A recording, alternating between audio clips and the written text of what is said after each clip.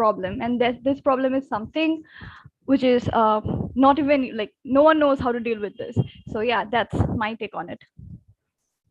Absolutely agree with you. And especially the solution part, like I really liked it because see, it's very actually we can contribute in a very small way. For example, going to the local traders. That's absolutely, I agree with you.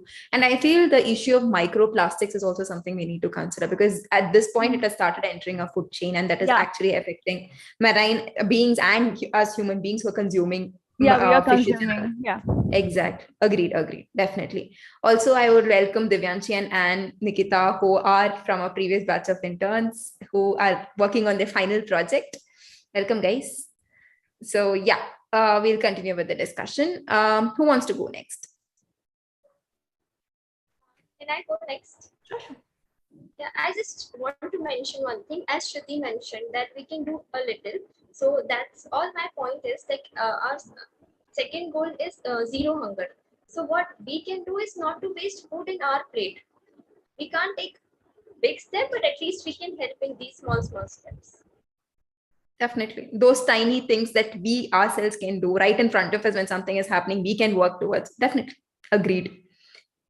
Next, anybody else who wants to go ahead?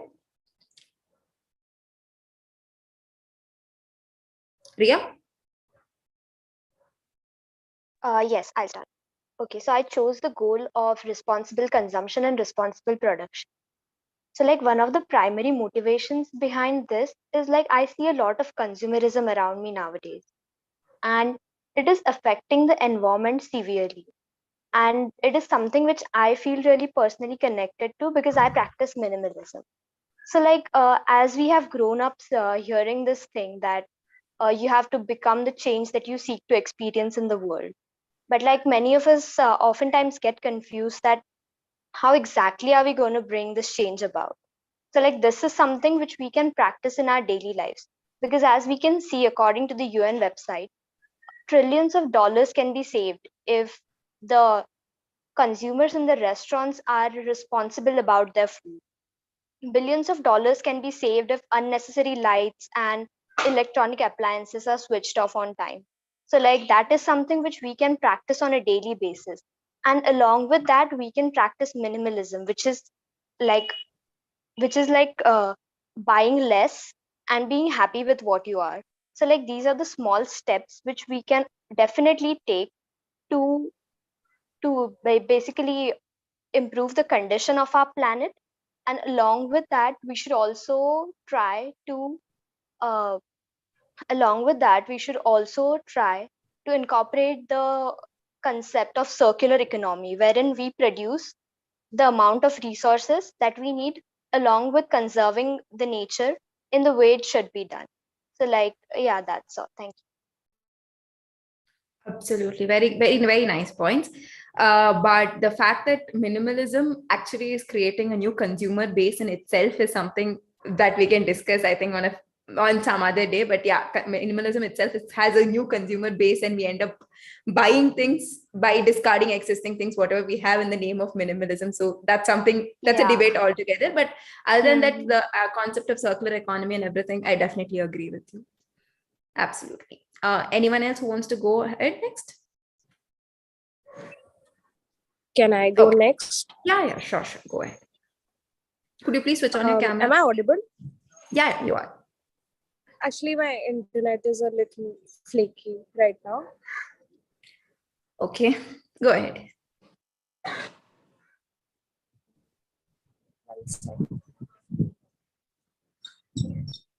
Yeah, others, please do switch on your camera. Nikita, Shreya, Drishti, Nirja, Suhana, all of you all, please switch on your camera. Yeah. Bhargavi, you can go ahead.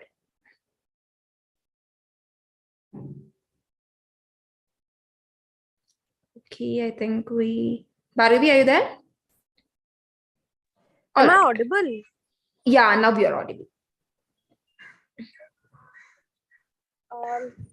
Education. So I opted for quality education, and education is something that I feel liberates everyone, intellectually, emotionally, be it in the imaginative capacity and their fundamentals. Education is something that facilitates their principles, ethics. So it is a very key responsibility to open a world of opportunities and make it possible for everyone to contribute to a progressive, healthy society.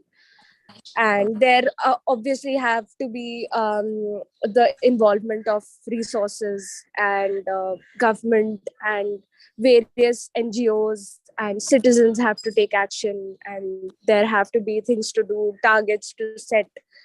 So particularly in India, I see people, I see that there are a lot of dynamics like caste, religion playing a very important role in the field of education. And there are also factors like midday meal schemes that facilitate and ignite the schemes of education. So uh, recently, I also visited a pad manufacturing unit where people have been, the SHG has been trying to uh, facilitate their work with government schools so that women, especially girls, don't drop out of the schools. So that's a very intersectional aspect I see in terms of education and health in India, especially in rural areas and urban areas also, which are like connected with self-help groups and which have a poor background coming through. So yeah, that's it. Yes. Thanks, Bhargavi. I think towards achieving a better quality of education, we as an NGO are also working towards the same goal, especially the rural education. And of course, there is involvement of various stakeholders in the education sector, and how the role of various schemes is very crucial, and how implementation of those schemes, because we all know that there are a lot of schemes that's being introduced, but how it's being implemented is where the main crucial point lies. And definitely implementation part plays a very major role. Agreed. Next, anybody wants to go? Nirja? I would like to go. Okay, Suhana, go ahead. Go. Yeah. Good evening, everyone. So today I'll be speaking on the topic good health and well-being. So as you already know that good health is something that is the most primary thing for us. We cannot do a particular task without being healthy. Like today, if I'm able to speak, is because I'm healthy and I do not have any disease, or right now I'm feeling well. So it is the primary thing that a person has to see when a particular task is to be done by him or her. Also, education, if I compare education and health, so with a really good health education and health infrastructure, the country that the position that India is in today can do a much better job with better health facilities and all of that, because the health sector, if we put our investments and our concentration on health sector, I'm sure that we can definitely do well. And also the research has been done on the same by other people too. So being a researcher myself, like right now, I'm writing a research paper on health itself, and the primary reason that I took of bad health, or you may say nowadays that people are not healthy, is their eating habits. It also includes genetic diseases and many other diseases, but like right now the world faced the situation of corona with that virus. But the daily things that we can help ourselves with is like maybe eating habits. So eating habits put a lot of difference. Hello. Devyani, please mute yourself. Yeah, continue. Yeah.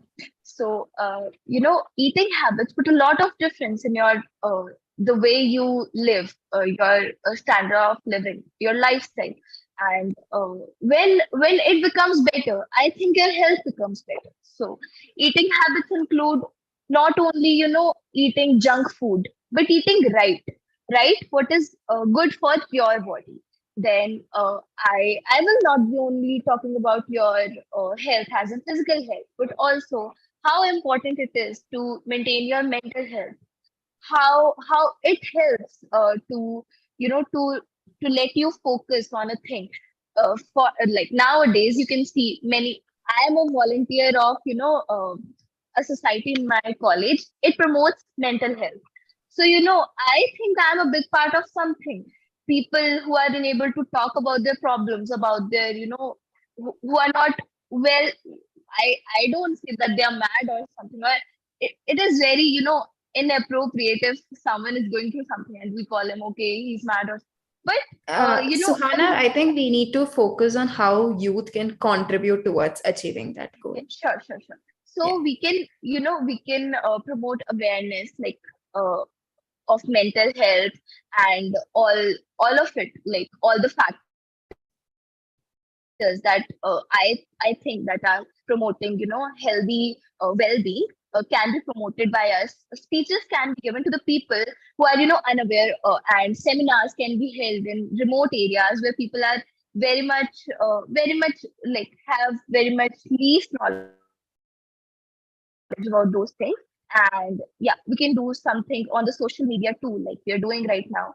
And through Sarkari school also, we can help and promote well-being and good health. Thank you. Yeah. So yeah, what you said, yeah, with regard to conducting projects, we already have a project that's working on menstrual hygiene. And of course, health policy, the national health policy of India focuses especially on the youth, the 15 to 24 age gap, wherein we create a lot of awareness about health. And of course, taking a balanced diet is very important. And most importantly, a healthy youth is something that creates a very healthy foundation for the healthy economy in the first place, because health acts as the foundation. Definitely agreed with it. And mental health is also something that was neglected in the past, but currently it has come into the focus, and we are trying to improve on mental health also aspects too. Definitely agree. All right, thank you so much, Sohana. Next, anybody wants to go ahead? Can I? Yeah, sure. Am I audible like to the fullest? Yes, you are. Okay. Good evening, everyone. Welcome to this online gathering on the occasion of International Youth Day. Youth Day, right? Attending this event is all of us beyond the age of 18. Now, most of us were born around or slightly before the new millennium. And if one thing we can claim to have experienced exclusively right from our childhood is ever increasing temperatures. Like figuratively, 19 of the hottest years have occurred since 2000, and the last 10 years have shown that climate change is happening now. On top of that, it is likely to only get worse unless we let the United Nations prescribed Sustainable Development Goal number 13 come through, climate action. As the United Nations say, climate change is a real and undeniable threat to our entire civilization. The effects are already visible and will be catastrophic unless we act now. And it's increasing the frequency, intensity of extreme weather events. So it is through education, innovation, and adherence to climate commitments that we can make necessary changes to protect the planet. And we've been suggested few positive actions for it. For instance, recycling paper, glass, plastic, metal, and electronics, composting food scraps, considering turning vegan, biking, walking, or using public transport, choosing reusable products. But the situation is so much serious than the generalized statements I just said. We are and should be in a survival mode.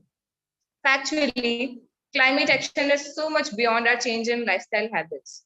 It is about having to implement policies that cut carbon emissions from our never stopping production and resource extraction units.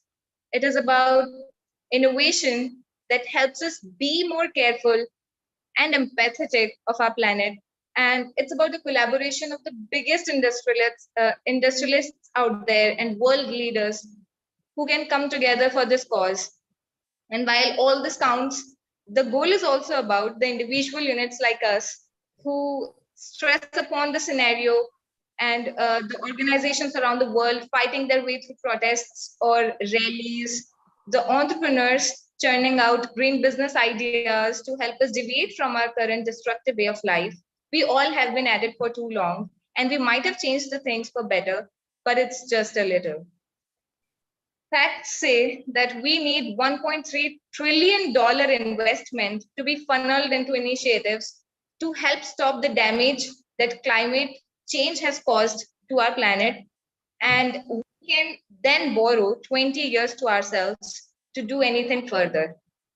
But looking at our only rising greenhouse gases emissions, weather extremes, food and water scarcity, sea level rise, warmer and acidic oceans, extincting species, I think we still have a long way to go. There is no investment coming our way anytime soon from the big billionaires that we have in the world. So, but the way everything is only rushing for its way to the worst, needless to press upon the urgency of the world organizations and youth organizations. Effectively, the time for collective and quick action is now, and definitely the time is now. So thank you. Thank you so much, Neerja. As you rightly pointed out, climate change is something that's actually happening right now. It's not something that's going to happen in the future. Like it's actually happening right now, and we can see right in front of our eyes in the form of rising temperatures, heat waves, floods. That was something that would happen once in a decade, or something, an annual event. That's something that has become on a very normal state of affairs. So that's something that we really need to work upon. And as she rightly pointed out, we need to implement whatever we want to. Let's not do it like next year or 10 years. We need to do it right now. Right now, the climate action has to be taken. Yes, definitely. We will have to work upon that. Otherwise, we are heading to a place where we do not know, like the temperatures are rising to that extent where survival itself is in trouble. So definitely. Who wants to go next? I think Ria.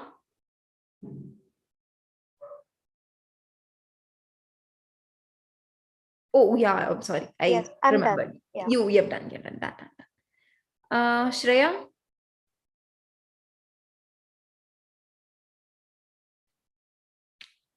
Shreya, are you here? Okay. All right. I think Suhana is done. Bhargavi. I think all of us are done in that case, wherever you have to. Shreya, are you there? All right. See, this is exactly why I say we need to switch on our cameras. That way we can see each other's face. Okay, no issues. All right. So I think, but we need to come up with, some of you have already mentioned about the policy solutions or something that we can work upon. Besides whatever has been mentioned, do you guys think, is there any other solution? Like on an urgent basis that we can, oh, I'm so sorry, Drishti, you had to do. Go ahead. I'm so sorry. Fine. Yeah, I'll start. Just a second. Yeah. Hi, everyone.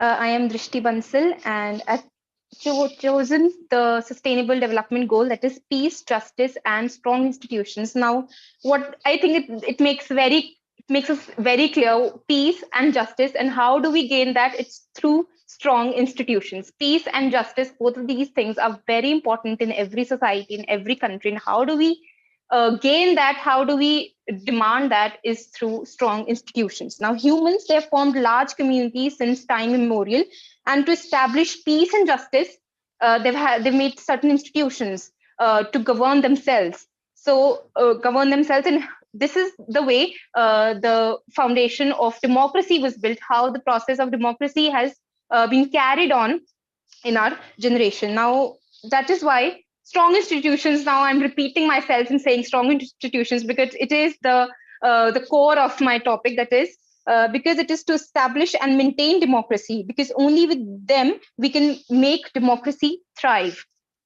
Also, democracy is not stagnant, it's ever evolving. Now, like the very famous quote that is that democracy is not a destination that we have to reach, but it's a journey, it's a process that all of us, all of the countries, all of the nations are in itself. Everybody, even if we say that America may be a better democracy than a country X, but the population of America would beg to disagree. They would want something more out of their democracy. So now, why am I talking about this? Why am I talking about democracy being a journey? It's because of the ever-changing society. It's because how new generations come and their values, their traditions, their customs change, and they demand newer policies, newer laws from their government. And that's where the role of youth comes. Why youth should be the center of why the youth should be the center actors in the process of maintaining strong institutions. That is exactly what I said before, that to maintain laws and policies that are complementary with the current values. I mean, if we see people, the generation above us, do we have the same values? No. So should the institutions, should the laws be implementing the policies, or should they be making policies which which are complementing to those values or our values? I think we will all agree that our values, because of for the present generation. Because so that is why all of us, all the youth of the country, should bring their ideologies of the current times, and their involvement would reflect the values and ethos of the present generation. This is extremely important because, like I said, it is an inevitable fact that is we are in an ever-evolving society which keeps altering its values and customs. And I would like to just conclude by saying that all of us are gathered here as representative of the youth of our country. And I think I would like to remind ourselves the importance of strong institutions and how we deserve peace and justice, how we actually deserve it. It's not something that we are it's not something that we're just granted, but it's actually our right, and we need to demand it from the representatives that we have elected on the central and state levels. And I think I would like to also just conclude by reminding all of us the value of dissent and how it is actually very important in maintaining strong institutions, just not governance, but dissent. Dissent from young people especially is very important. Thank you. Thank you so much, Drishti. So yes, the role of youth in institutional mechanisms, that is, our values, we should contribute towards institutional mechanisms, or we should be the representatives there. We have to be part of government and governance, and only then we can see the real change. Definitely, completely agreed with you. I think, Shreya, did you want to present your point? Can I go now? I'm sorry, I didn't have a good internet connection. I'm traveling. Yeah, sure. Go ahead. Yeah. So good evening, everyone. My name is Shreya, and today I'm going to speak about gender equality, which is UN's 5th Sustainable Development Goal. So basically, patriarchy and sexism is something we all encounter when it comes to education, when we go for work, it's everywhere. So I feel as youth, we can do a lot to change that. Coming to what the UN has quoted, UN Women intends to engender the youth movement and youth the women's movement. So this highlights the important participation that youth have. There is a need to strengthen participation, voice our opinions,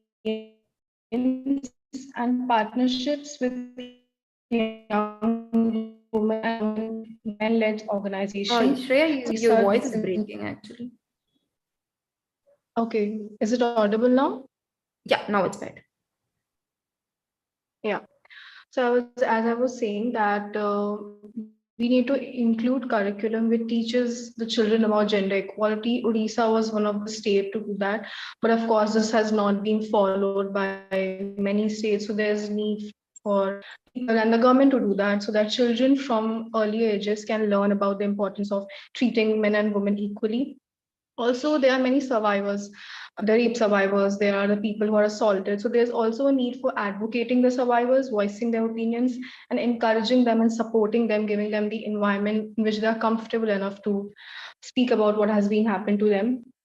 And as youth, we need to stand up for any equality that's there. For example, economic inequality is something we encounter. So different paychecks for men, different paychecks for women when they're doing the same work. So there's a need for economic empowerment. Also, it's very important to mobilize the resources, because we know that many women, when they are going to primary schools, they quit going to schools because they don't have enough resources and there's pressure from their families.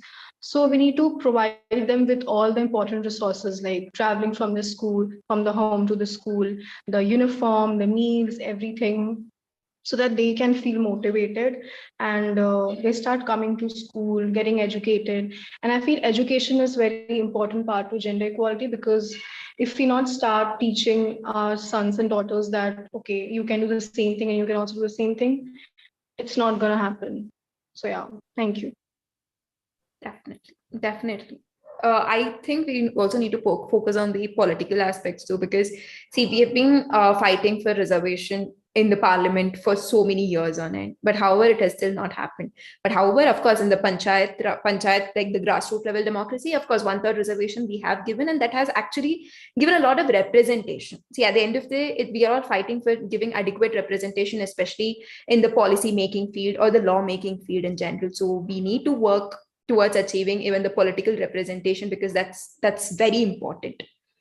Next, do any of it? I think I've completed, or again, did I miss out someone? I think all of us are done. All right.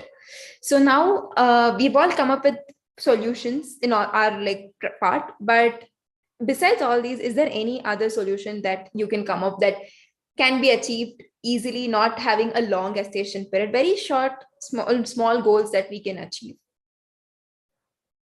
or something that we can work upon, or any policy solutions that we can come up with? Well, like as youth, like especially girls of our age, we are very much into fast fashion. I think that's something we should consider. Like fast fashion is one of the biggest reason why we have like so much pollution, overconsumption, like there are many people who follow the trends, all the trends on Instagram, TikTok, and feel the need to continuously buying and purchasing clothes. Like I have seen articles where a certain clothing item would just get out of trend within a week. It's in the thrift store. Like this is something we should stop. Instead of like focusing on trends and what's trendy, there's something like we could do by developing our own like style and not just follow the trend like a bunch of shit. You know what I mean? So that's something. Yeah, like that's something that we could do from our side, like very small step, but that will go a long way in reducing the pollution part of it, definitely, or consumption part, definitely. Any other solutions? Yeah, can I? Yeah. Yeah, so like I think when we use sanitary pads during our menstrual cycle, so like that is really severely affecting the environment because it contains plastic and many other harmful chemicals as well. So like one small thing which we can do is switch to menstrual cups, which are like made up of medical grade silicone and they last for up to 10 years. So like that is a really convenient solution. Definitely. Definitely. I We can have do a that. counterpoint to this very point that she just said. Go ahead. Like it is very important to preserve our environment and take steps for it. But I have seen, in fact, nowadays a lot that menstrual cups and other measures that are reusable and very health and sustainable environment are very bad for the health. So many people have come up with the diseases and infections and what severe damage that has been done to them using these. So I would suggest that yeah, it is very important to preserve the environment, but we also have to look for our health first. So I don't think that is such a good idea. Yeah, I feel we need to make a wise choice before whatever you're doing. Make a wise choice whether you feel if it's right fit for you or not. Of course, one size fits all approach is not going to help us, but definitely whatever fits for you, whatever way we can do it. If using reusable menstrual hygiene products helps you in certain way, go ahead. But otherwise, you can do it in some other areas too. Right, guys, feel free to I have differ in something your to opinion. say. Yeah, definitely. Excuse me. Yeah. So to counter the fact that, the harmful effects of alternatives to pads, I think biodegradable or organic pads that can, dissolve on the Earth's surface, those can be helpful. I have personally switched to them if I found them problematic. So like, there's always an option if we just need more research to put into it. Lately I've become more, and this is one suggestion that I put forward, that I have starting to put more thought in my decisions, be it regarding consumption. That is obviously our sustainable development goal. So whenever I'm buying something, I put thought that what kind of fabric is this? How long is it going to last me? And sometimes with eatables, we can make choices to refuse plastic straws. I have started to do that. So it all starts with conscious living, I believe. Exactly. That can be fairly a good step and a large step in itself if we start implementing in our daily lives.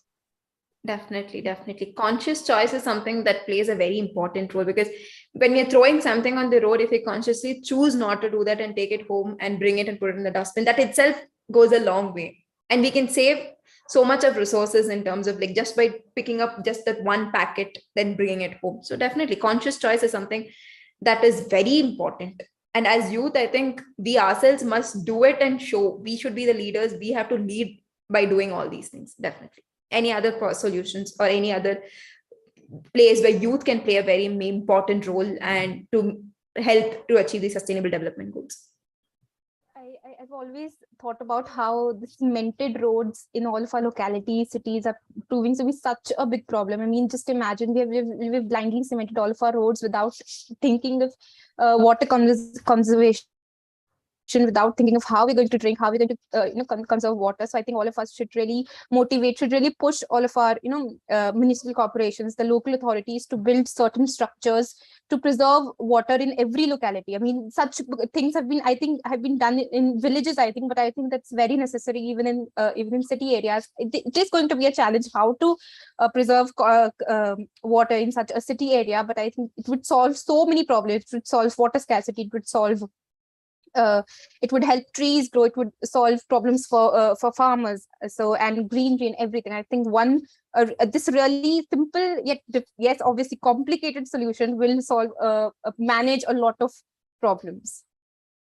Yes, like for example, if we see a leaking tap, either we ourselves can go and do the needful, or else just bring it to the notice of the authorities and they can come and fix it. Or the best thing is, if something that's very major and that's been bothering you, we can actually take it to Twitter, tag the concerned ministry, and we can make sure they take action immediately. Those are some very small steps that we can take individually. Definitely, no doubt about that. Anything else? Suhana, Bhargavi. Yeah, sure. Go ahead.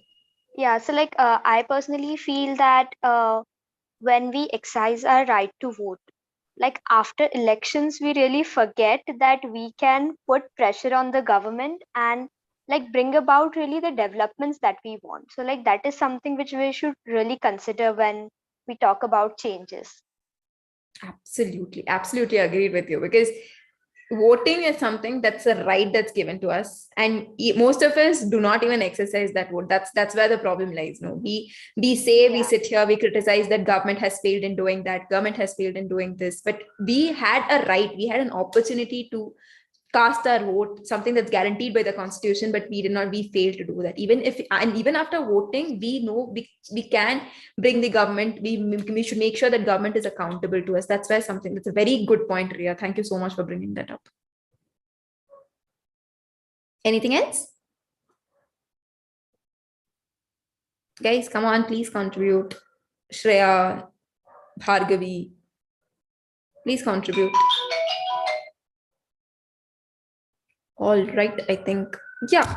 So I feel on this International Youth Day, we should all take a oath or a pledge ourselves that we would contribute in whatever we can, because I think most of us are already doing it in whatever we can. Some of us are using biodegradable menstrual products, or the small things, not to waste food, or the very small things that we're really working for. But we need to take a pledge that we, as a youth, we as a group of people, we can actually work towards achieving the sustainable development goals. We could also make sure there is a sustainable environment, and especially the SDGs not only focus on environment, focus on social, economic, political, environment, all the aspects also. So we can take conscious effort to make sure we build a good future for us and for the future generations. That's it. All right. So thank you so much, guys. It was really nice. You guys have contributed, and like I got to know a lot of things. I think all of us have learned new things from each other. Thank you so much for your active participation. Thank you so much. So I think